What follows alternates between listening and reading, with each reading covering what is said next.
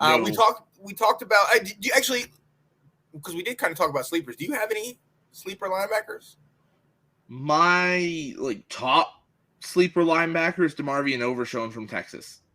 Yes, I've got him listed absolutely. at 10 right now, but he's a guy that's probably going to go day 3 that I absolutely love what he brings to the table. He's another guy that can stand as that 4-3 backer, probably on the outside.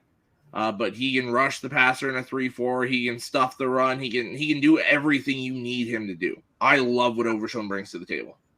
Oh, absolutely, man. I was a huge fan of him. Guy is a former top ranked recruit as a defensive back and made the change to linebacker. If you need to see anything from him, go back and look at the game that they played against Alabama. He was one of the ones on that defense that was holding Alabama to only 18 or 17 points in that ball game, man. I love this guy.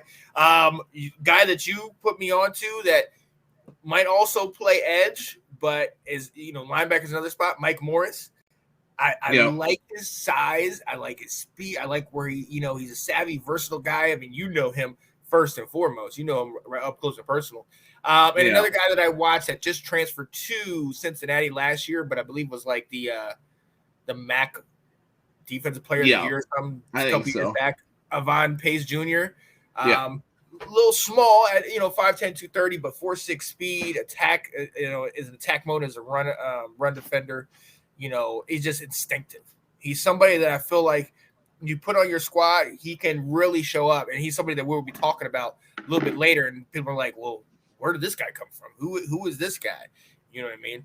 So, yeah, I'm interested to see how they do. And then another guy that you mentioned the other day that is also at edge, Nick Hampton. I mean, could he be put out at linebacker? I mean, his size warrants that, but I mean, what are your thoughts?